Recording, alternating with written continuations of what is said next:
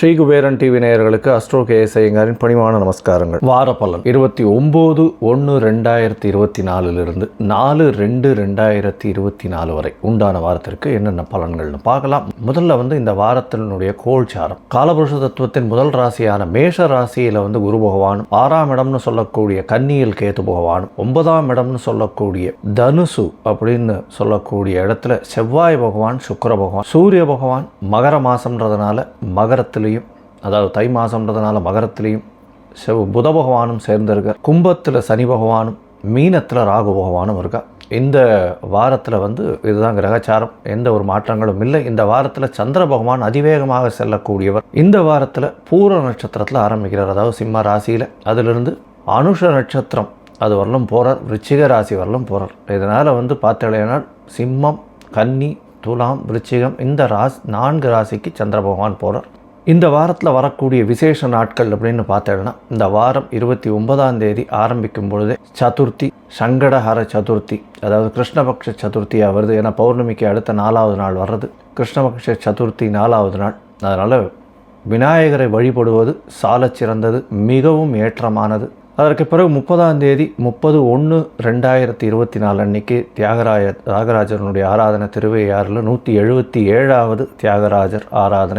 இந்த வாரம் பார்த்தலையானால் 2ஆம் தேதி அஷ்டகா, 3ஆம் தேதி அன்வஷ்டகா அப்படின்னு போட்டிருக்கும். அஷ்டகா அன்வஷ்டகா அப்படின்னா ஒரு வருஷத்துக்கு 96 நாட்கள் தர்ப்பணம் பண்ணணும்னு இருக்குது. அதில் 12 நாட்கள் அமாவாசை, 12 நாட்கள் மாதப்பிறப்பு, இந்த மாதிரி 96 நாட்கள் இருக்குது. அதில் அஷ்டகா அன்வஷ்டகா அப்படின்றது சப்தமி, நவமி, அஷ்டமி இந்த 3 நாட்கள், மார்கழி, தை, மாசி, பங்குனி இந்த 4 மாதத்தில் வரக்கூடிய கிருஷ்ணபக்ஷ அஷ்டமி, சப்தமி, நவமி இந்த 3 நாட்களும் பண்ணக்கூடியது.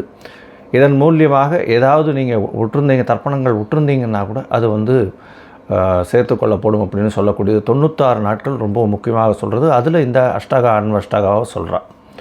இது பித்தர்களுக்கு செய்ய வேண்டிய கர்மாக்களில் மிகவும் முக்கியமான ஒன்றாக கருதப்படுகிறது. இது மார்கழி, தை, மாசி, பங்குனி இந்த 4 மாதங்களில் வரக்கூடிய கிருஷ்ணபக்ஷ சப்தமி, அஷ்டமி, நவமி இந்த 3 நாட்கள் நம்ம எடுத்து சொல்கிறோம். இன்றைக்கி 31/1/2024 அன்னைக்கு தை ஹஸ்தம், கூரத்தாழ்வன் பிறந்த தினமாக கொண்டாடப்படுகிறது. கூரத்தாழ்வன் ராமானுஜரோடு இருந்த அவர் ஸ்ரீபாஷ்ய உரை எழுதினார்.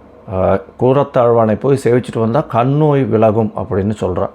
அதனால் கூரத்தாழ்வான் வைணவர்களுக்கு சேவைகள் நிறைய பண்ணியிருக்கு. அதாவது தை ஹஸ்தத்திலிருந்து கோவில்களில் அதாவது ஆற்றுலேயும் பிரபந்தங்கள் சேவிக்க ஆரம்பிக்கலாம். இந்த வாரத்தில் வரக்கூடிய சந்திராஷ்டமம் எந்தெந்த ராசிக்குன்னு பார்க்கலாம். சந்திராஷ்டமம் மகரம், கும்பம், மீனம், மேஷம் இந்த 4 ராசிக்காரர்களுக்கும் சந்திராஷ்டமம். எந்த ஒரு முடிவும், முக்கியமான முடிவுகளும் இந்த காலகட்டத்தில் எடுக்க வேண்டாம். புதிய முயற்சிகள் வேண்டாம், வெளியூர் வெளிமாநில பிரயாணங்கள் வேண்டாம் அப்படின்றது.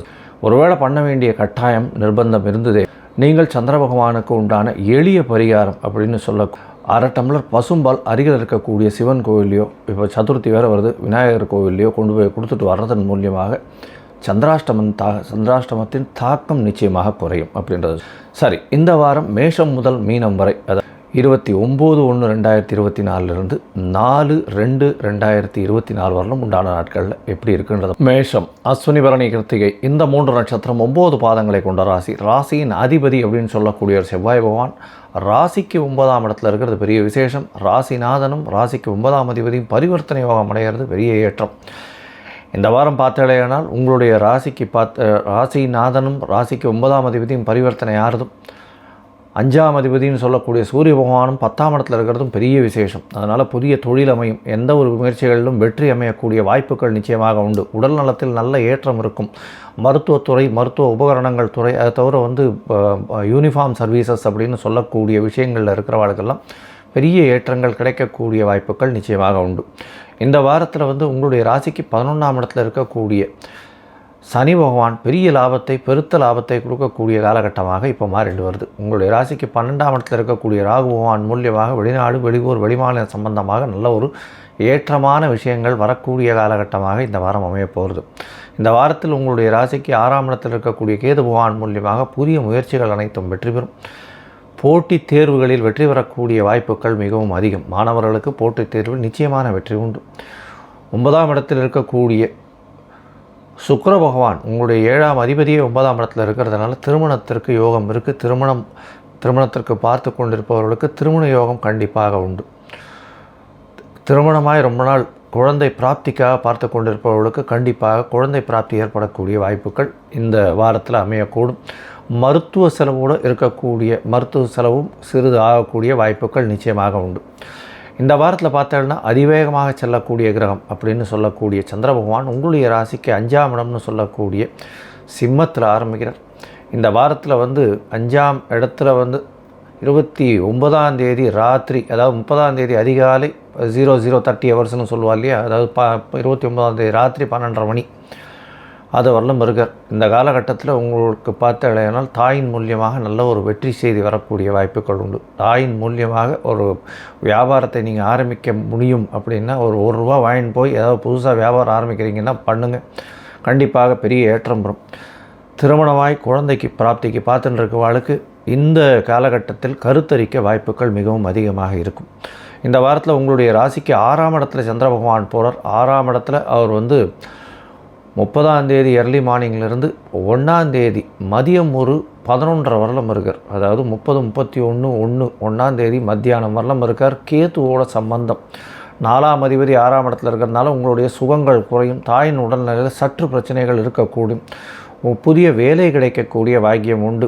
எழுத்தாளர்களுக்கு பெரிய ஏற்றம் கிடைக்கும். மருத்துவ உபகரணம் பண்ணுறவாளுக்கெல்லாம் பெரிய ஏற்றம் கிடைக்கக்கூடிய காலகட்டம். பணவரவிற்கு பஞ்சம் இருக்காது.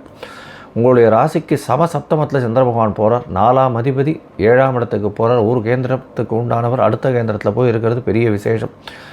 கணவன் மனைவிக்குள்ளே நல்ல ஒரு அந்யோன்யம். ஏன்னா 7ஆம் அதிபதியும் குரு பார்க்குறார், 4ஆம் அதிபதியும் சப்தமஸ்தானத்தில் குரு பார்க்குறார். அதனால் குரு சந்திர யோகம் அமையிறது. அதாவது 1ஆம் தேதியிலிருந்து 3ஆம் தேதி ராத்திரி 8:45 வரலாம் பார்த்தீங்கன்னா குரு சந்திர யோகம் அப்படின்னு சொல்லக்கூடிய கஜகேசரி யோகம் அமையிறது. பெரிய ஏற்றத்தை கொடுக்கக்கூடியது. நினைத்த காரியங்கள் அனைத்தும் வெற்றி பெறக்கூடிய வாய்ப்புகள் நிச்சயமாக உண்டு. உங்களுடைய ராசிக்கு பார்த்தீங்கன்னா 8ஆம் இடத்துல சந்திர பகவான் போகிறார். என்றைக்குன்னா 3ஆம் தேதி ராத்திரியிலிருந்து, அதாவது 3ஆம் தேதி ராத்திரி 6:30 மணிக்கு, அதாவது 8:30 மணி 9 மணியிலிருந்து 6ஆம் தேதி அதிகாலை 3 மணி வரலும் இருக்கார். இந்த காலகட்டத்தை சந்திராஷ்டமம் அப்படின்னு சொல்கிறோம். சந்திராஷ்டமம்ன்றதுனால புதிய முயற்சிகள் வேண்டாம். வெளியூர் வெளிமாநில பிரயாணங்கள் யாருக்கும் ஜாமீன் கையெழுத்தெல்லாம் போட்டுறாதீங்க, பொறுமையாக இருங்க. இந்த வாரம் ரொம்ப அற்புதமான வாரமாக இருக்க போகிறது. மேஷராசிக்காரர்களுக்கு நீங்கள் அருகில் இருக்கக்கூடிய சுசீந்திரம் ஆஞ்சநேயர் கோவிலை போய் சேவிச்சுட்டு வாங்க. நல்ல ஒரு ஏற்றம் கிடைக்கக்கூடிய வாரமாக இந்த வாரம் அமைய போகிறது. ஸ்ரீ குபேரன் டிவியை பார்த்தமைக்கு நன்றிகள். மேலும் இது போன்ற தகவல்களை தெரிந்து கொள்ள ஸ்ரீ குபேரன் டிவியை சப்ஸ்கிரைப் செய்யுங்கள். மறக்காமல் பெல் ஐக்கானை கிளிக் செய்யுங்கள்.